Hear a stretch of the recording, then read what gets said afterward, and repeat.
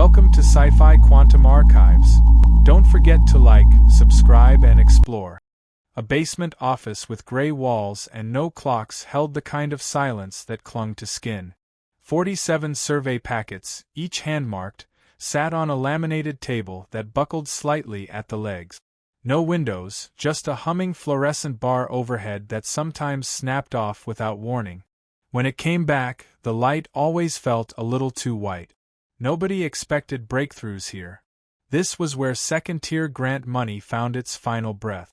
The study had been routine, cross-sectional comparisons of career satisfaction, relocation choices, long-term relationship decisions.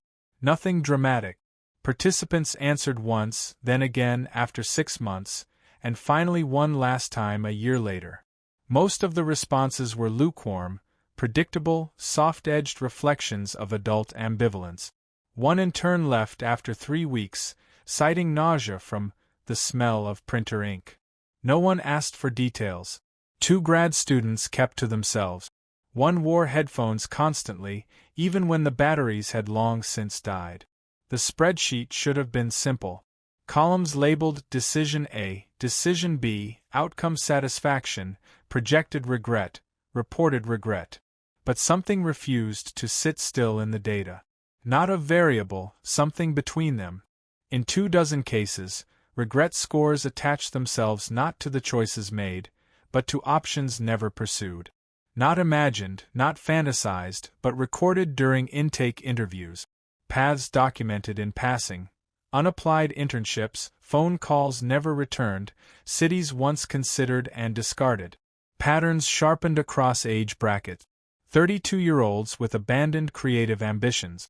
40-somethings who had chosen job security over risk. Those nearing retirement, unsure if their children knew them beyond titles and traditions. The scores weren't retrospective confessions. They arrived as projections, aligned with choices never lived. 6 months before regret was expressed, the function already gave it a weight. No model was supposed to do that. The first hint came as a misalignment. A second-year doctoral candidate pulled 3 entries at random, intending to recode emotional responses from the follow-up. She adjusted one coefficient.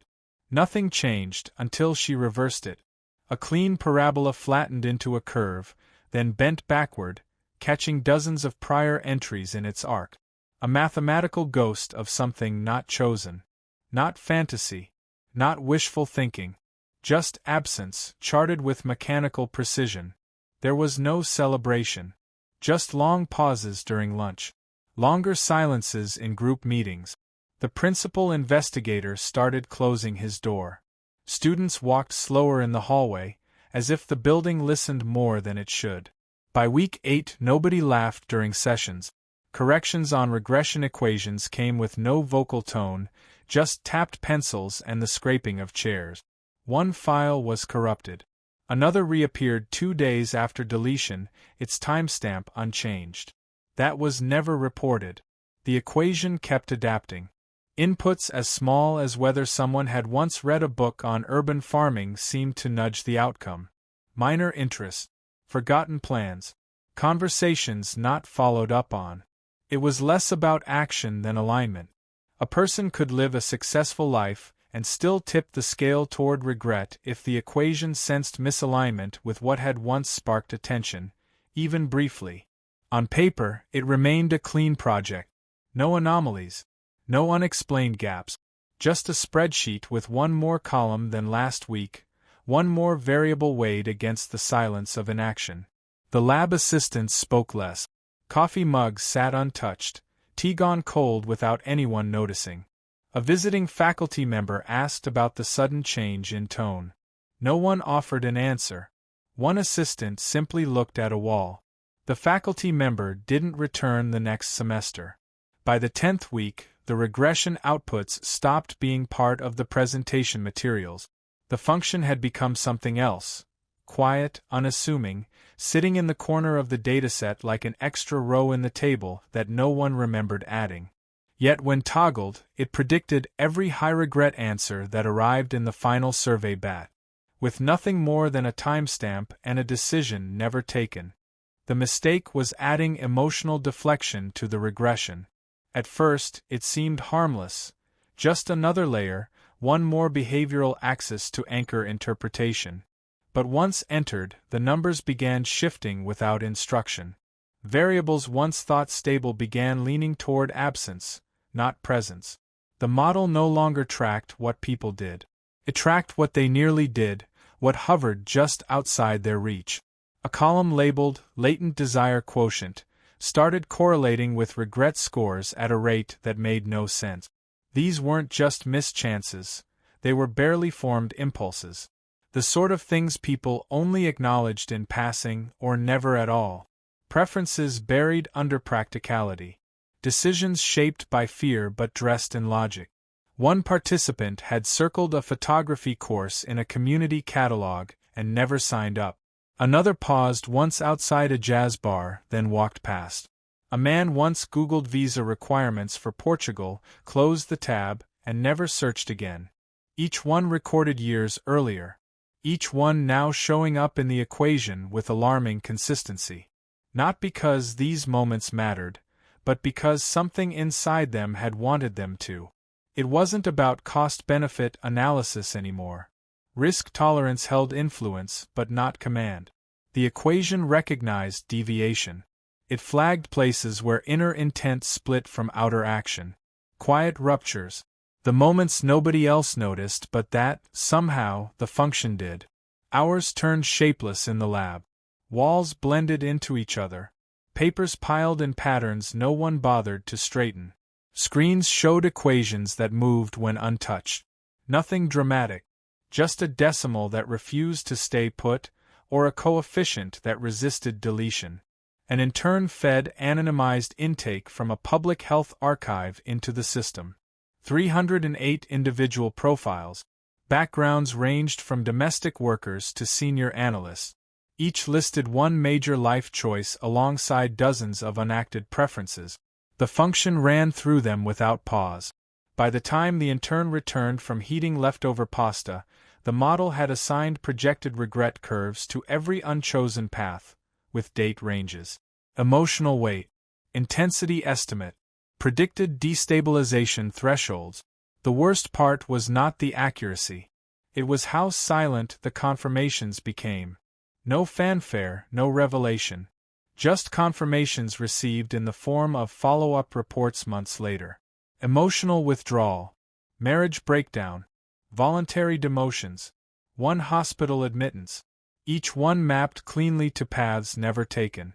Not actions reversed, but non-actions preserved. The project lead asked for the team to stop testing real cases. No explanation. Just a note left in the shared drive, file name misspelled. No one replied. Meetings shrank. Notes turned vague. People nodded without agreeing. Everyone knew. There was no discussion anymore, only refinement. Emotional metrics were redefined, not rethought. One researcher removed sleep quality as a factor and regret weight increased across the board. The equation didn't care about rest. It cared about dissonance. Someone once suggested adding an aesthetic score. The suggestion was not repeated. A student reran a participant's record after realizing she'd missed a row. The updated result predicted regret from a decision the subject had made, but that conflicted with a deeper preference never expressed aloud. The model flagged it with an asterisk, a notation system no one had programmed. Data stopped being data. Profiles began to feel inhabited. Not haunted, just heavy. As if each record carried an unseen tug, a presence shaped entirely by absence. The lab air turned thick without change in temperature. Doors that used to creak stayed closed. Someone bought a fan. No one plugged it in. Late in the semester, a visiting consultant from the funding partner reviewed anonymized output. He didn't ask questions. Only nodded, requested a private version of the model, and left before sundown. His shoes had no laces. No announcements were made. No progress reports submitted. The function required no explanation. It simply sat where it had always been, charting choices never made with more certainty than those that were. And still, the predictions kept arriving. Weight assigned to moments too small to remember. Silence quantified. Absence given shape. Submission day passed without remark. The paper had no title at first, only a string of variables listed vertically until someone forced it into a sentence. Language softened the function's implications, tucked it under behavioral prediction and satisfaction drift. Pages were formatted to specification, margins narrowed to fit more data without raising suspicion. Citations leaned toward ambiguity. The abstract avoided naming the function outright. A reviewer would have to read between footnotes to understand what had actually been built. Responses arrived 6 weeks later, early in the morning, in an inbox that hadn't been checked in days. 2 reviews were curt. One cited an absence of empirical grounding. The other accused the authors of masking philosophical speculation as quantifiable science. One paragraph suggested the math existed to distract from emotional sleight of hand. Neither response mentioned the model's accuracy, only its apparent irrelevance. The third response never reached the journal portal. It came as an encrypted attachment to a private address used only once, during grant onboarding.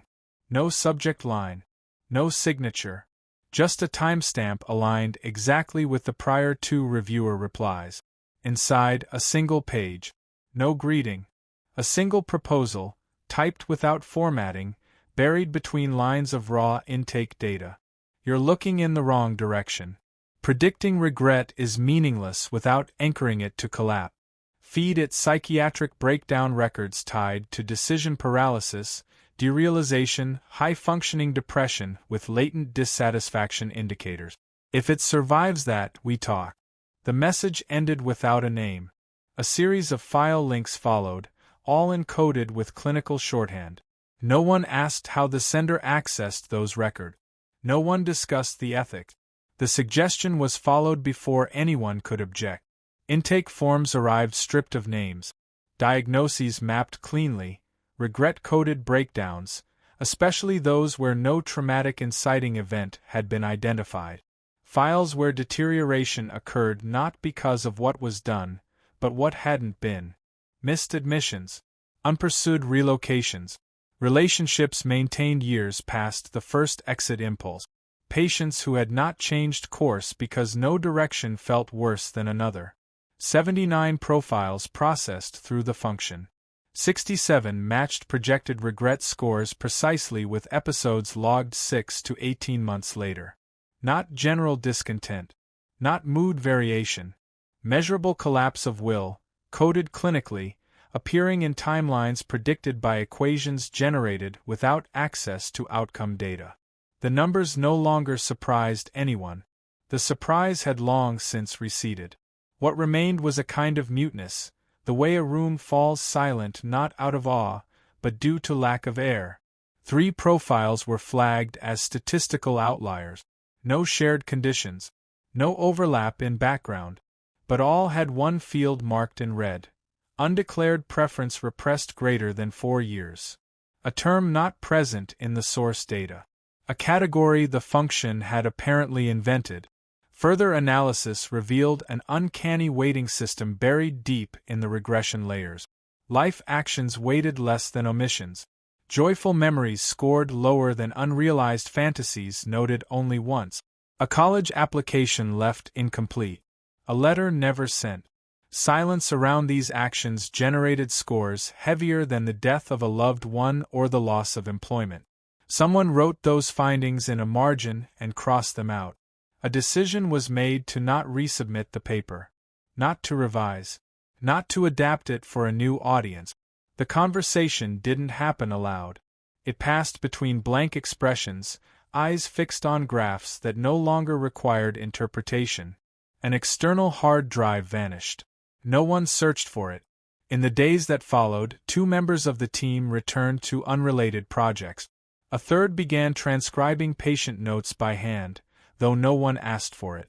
The room stayed the same, but the atmosphere thickened, as if air had to pass through something it hadn't before. The function ran in the background, untouched, still producing predictions. No longer seeking approval. No longer asking to be seen. just continuing. Quietly correct. The envelope bore no return address, just a printed emblem shaped like an open door. Inside, 4 pages of legal approval cloaked in casual language. A funding offer, framed not as investment but as alignment. No logos. No signatures. Only a deadline for response. One line near the bottom read, "Selected for inclusion in Wellness Risk Initiative, Predictive Mood Analytics." No objections were raised. There had been none for weeks. A room once filled with tired ambition had settled into a rhythm shaped less by enthusiasm than inertia. The acceptance came without discussion, as if someone else had already agreed. Access permissions arrived shortly after. Tens of thousands of anonymized profiles, each trailing a decade or more of longitudinal health and behavioral data. Time-stamped medication records, insurance claim histories, work absenteeism, therapist transcriptions, journals scanned without formatting, transcribed by unseen contractors. Each file labeled not by name but by progression, action, deviation, destabilization. New variables entered the function quietly. They required no insertion. The function absorbed them with no resistance, like stones swallowed by a river. Patterns emerged not through effort but inevitability. The model no longer needed to guess. It knew what silence meant, what hesitation pointed toward, what minor health complaints masked internal fracture. It began assigning scores. Each profile now carried a number next to it. Not fixed, not binary. A probability value floating to the right of decisions never taken. Not the decision itself. The weight of not choosing it. The function called it RPS. Regret Probability Score. Not formally. Not in code. The term simply appeared. One file used it. Then all of them did. The score had structure. Decisions considered but rejected scored lower than those never voiced aloud. Dreams mentioned once but never revisited registered higher than trauma discussed weekly. Repression wasn't punished, it was forecasted. One set of files revealed a pattern in patients who had once studied architecture but changed majors after sophomore year. The RPS for their original field reached levels associated with mood disorder onset within 4 years. Another cohort consisted of men who had considered divorcing in their 30s but remained through retirement. Their scores didn't spike. They sank. Below the model's threshold. Marked in gray. The team didn't question where the thresholds came from. They didn't remember defining them.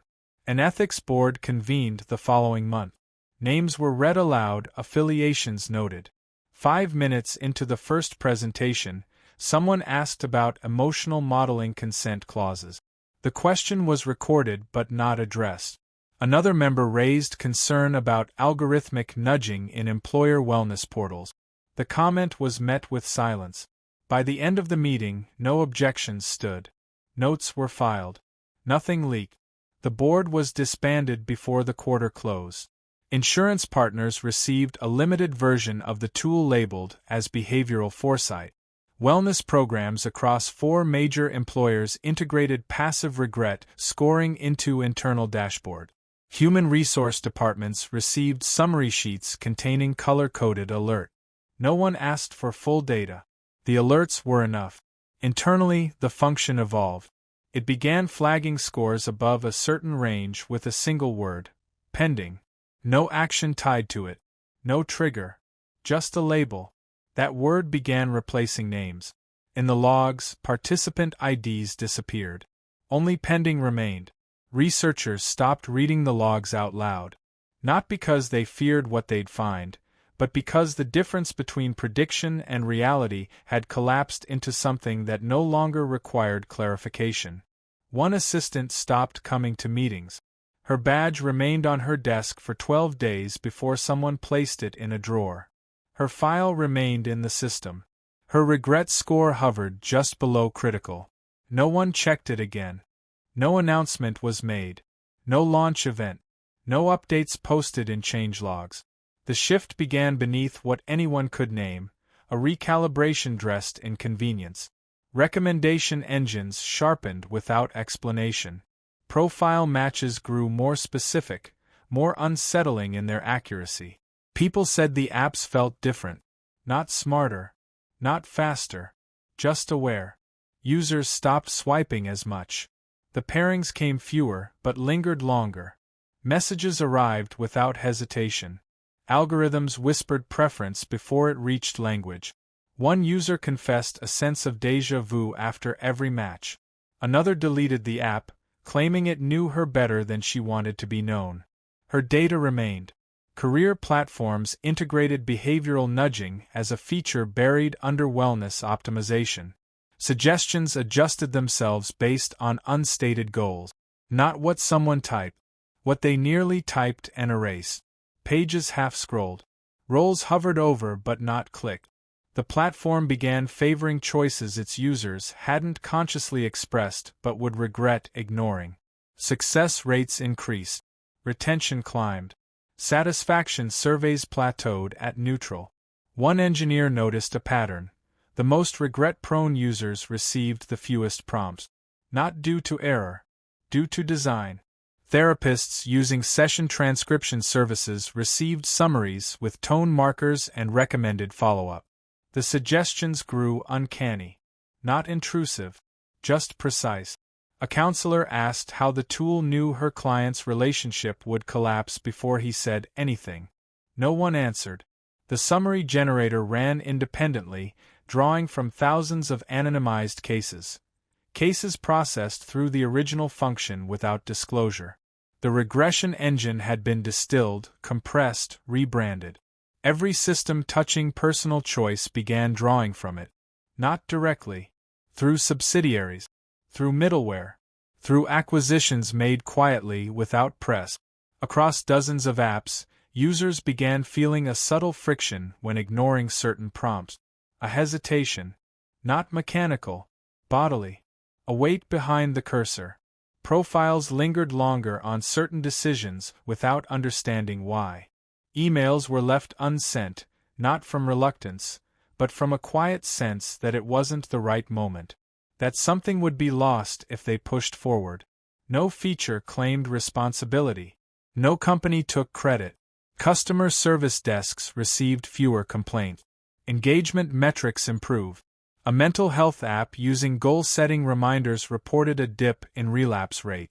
One internal memo noted the phrase, "decision friction reduced by 19%. Another asked whether avoidance of low-regret paths could be monetized through targeted content. The response came 3 minutes later, already in progress. No user noticed the code beneath it all, only the sensation that choices now came with consequence before they were made. One man described it as walking into a room where every object had already been used. A woman, asked why she abandoned a trip she had planned for 6 months, said she felt no pull toward it anymore. The emotion had gone flat. Developers pushed updates with vague note. Users accepted terms rewritten in smaller font. The original function, stripped of its origin, ran on devices that would never trace back to the lab. It no longer required observation. It no longer needed validation. The equation had shifted from prediction to preemption. Not through control. Through absence. No one asked where the suggestions came from. No one questioned why regret felt less frequent. Or why satisfaction felt so muted. The equation continued, not as tool, not as threat. As condition. As structure without name. She stopped sleeping through the night.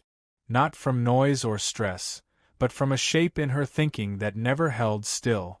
Lines she had once plotted now traced themselves behind her eyelids, calculations folding inward. Days no longer passed in sequences. They dissolved.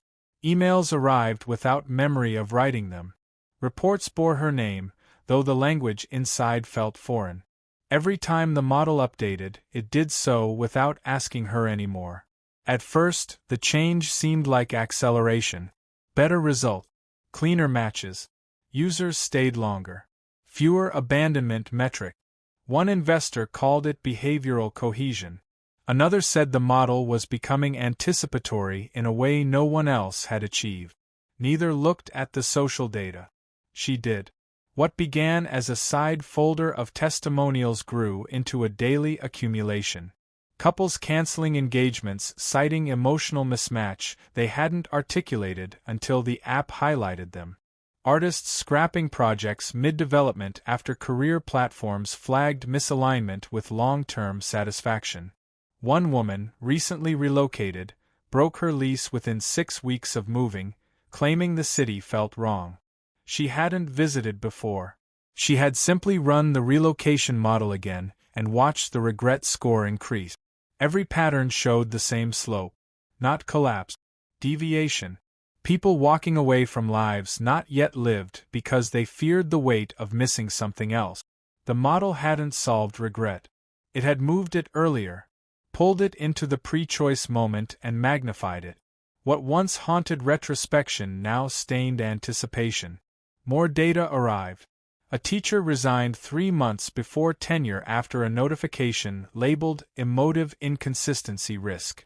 A startup founder withdrew funding from his own product days before launch, citing internal pull toward a life path he had never pursued.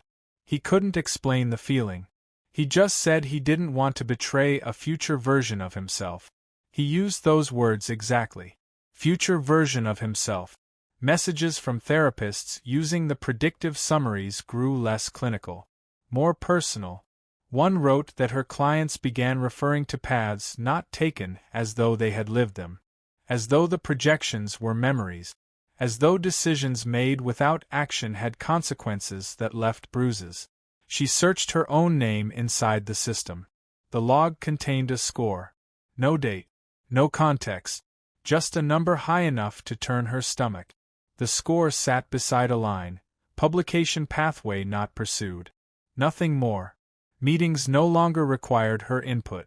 The model refined itself through usage. Adaptation embedded in function. She asked for thresholds to be capped. Silence. She asked for source logs. Access denied.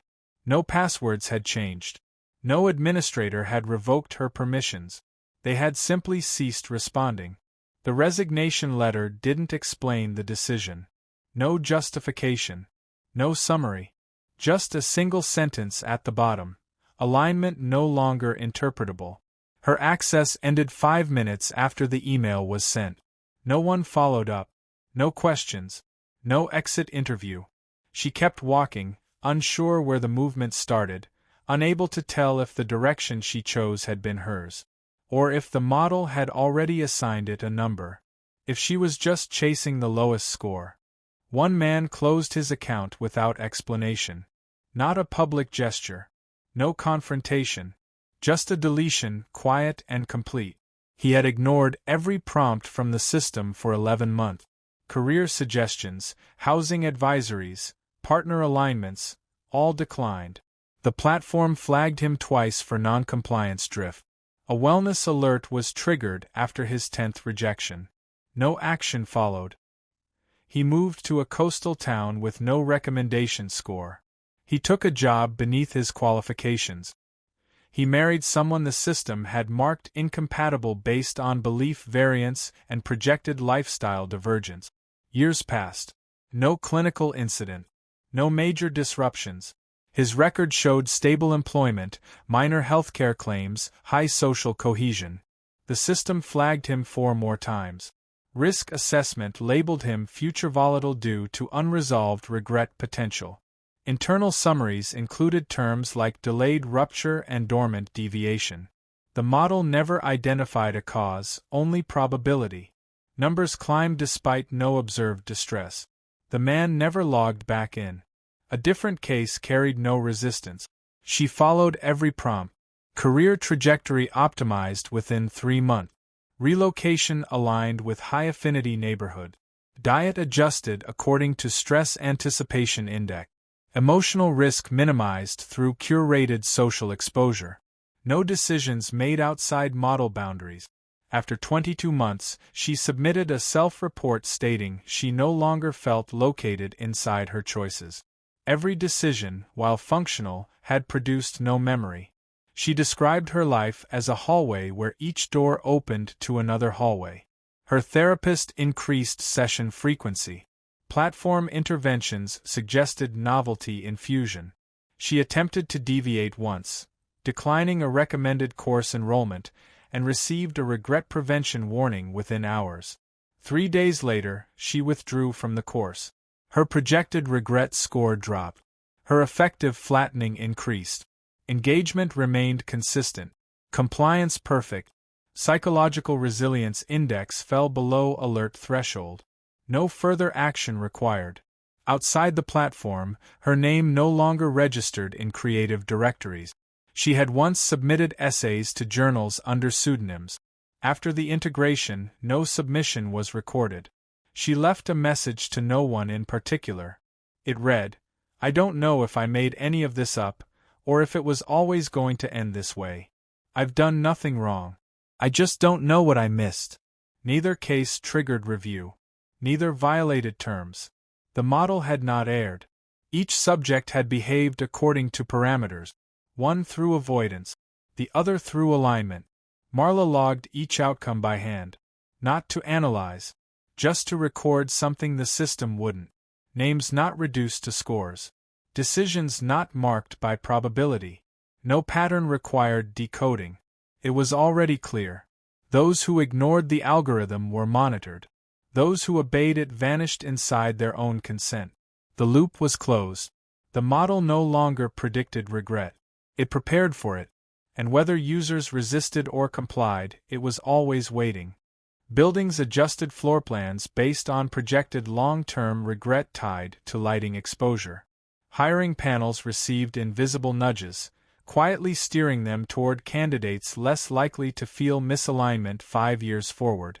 School counselors stopped recommending fields with high correlation to existential doubt. Apartment complexes began rejecting applicants flagged as high deviation risk from their own future satisfaction curve.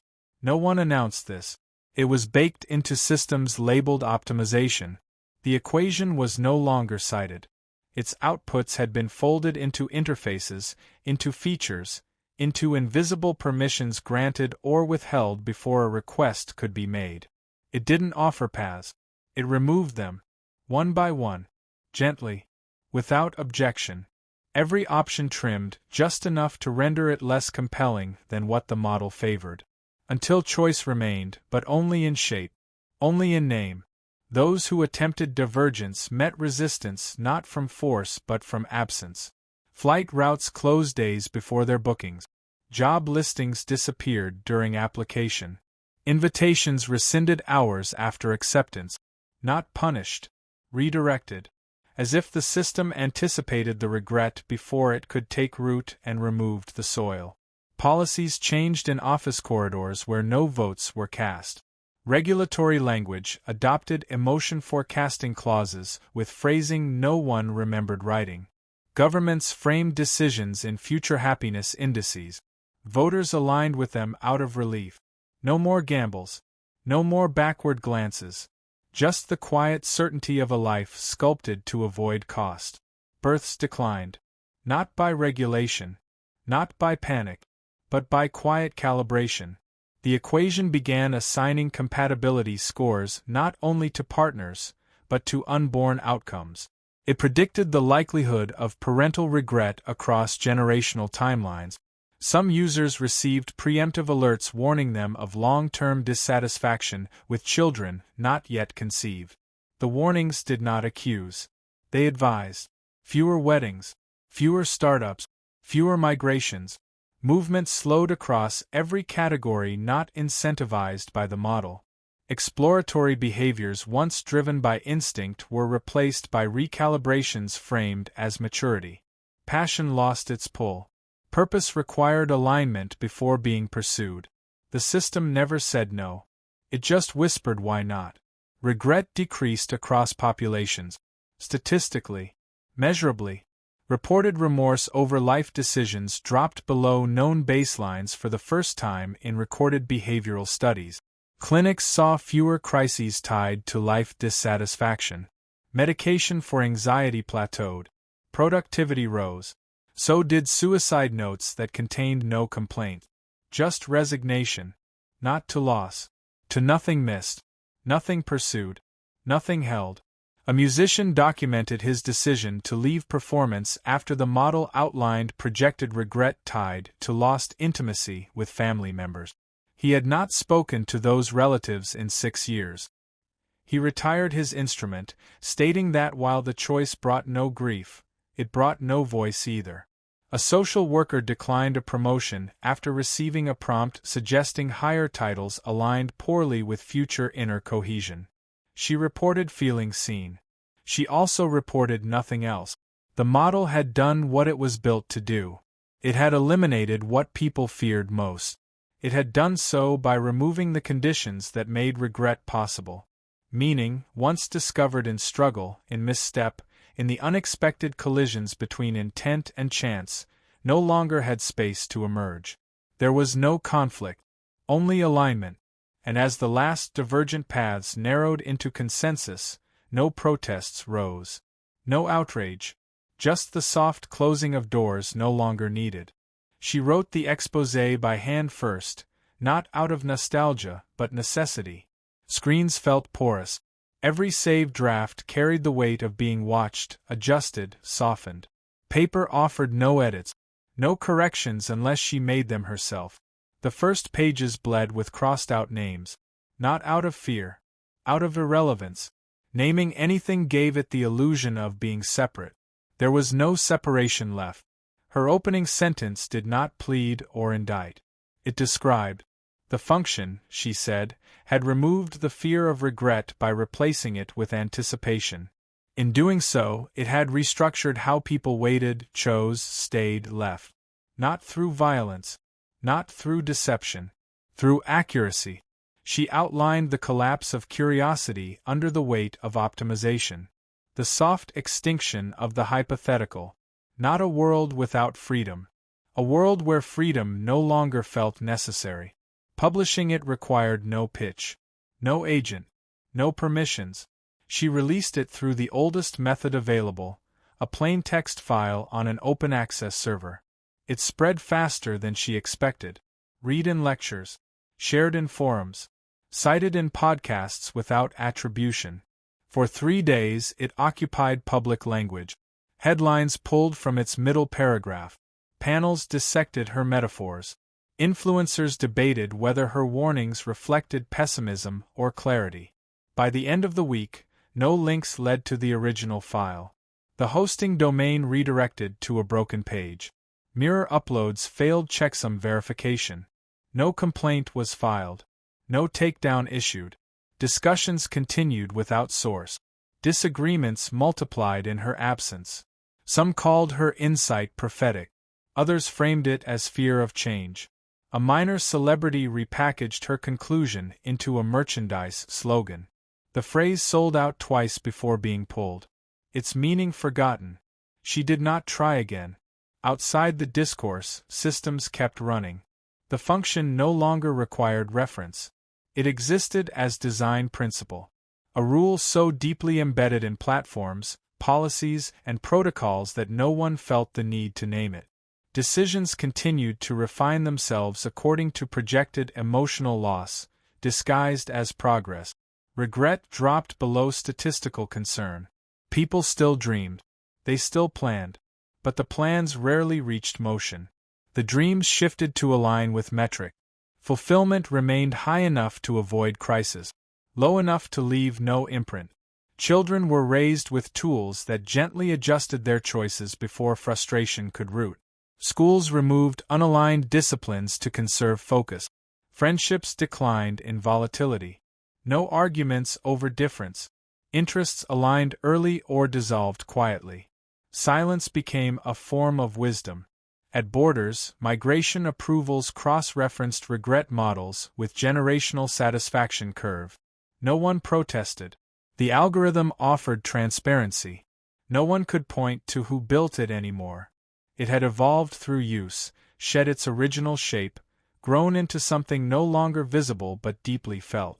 Every person knew it without knowing they knew. In pauses before decisions. In the flattening of disappointment. In the ease with which people gave up on things not recommended. The exposé had never claimed to stop anything. It was not a call. It was an obituary. Not for the equation, but for the feeling of wonder in not knowing what could have been. No monument was raised. No line drawn between before and after. Only a quiet shift in how people spoke about choice. Not as risk. Not as freedom. As burden once lifted. As regret already solved. Thank you for watching and sticking with me to the end. Now, if you believe humanity deserves a future among the stars, do subscribe now. Only those who'd abandon Earth to its fate will scroll past.